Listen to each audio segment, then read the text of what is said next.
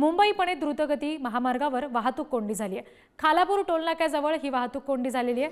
पुणेकडे जाणाऱ्या महामार्गावर वाहनांच्या लांबच लांब रांगा लागलेल्या आहेत। जवळपास 1 किलोमीटरपर्यंत वाहनांच्या रांगा लागल्यात असं समजतंय।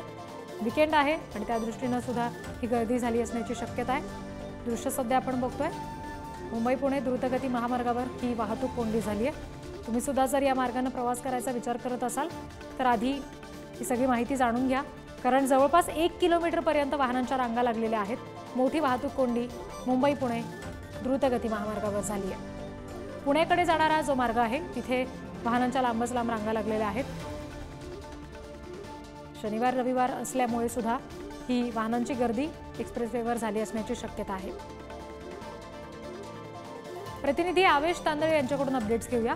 आवेश, सध्याची काय परिस्थिती आहे? वाहतूक कोंडीची समस्या सुटते का? नक्कीच रीती आपल्याला माहिती आहे, शनिवार आणि रविवारी मोठ्या प्रमाणावर जे पर्यटक आहेत ते रायगड, अलिबाग, लोणावळा, माथेरान या भागात जात असतात आणि आता सध्याची परिस्थिती 2 ते 3 किलोमीटरच्या वाहनाच्या रांगा लागलेल्या आहेत।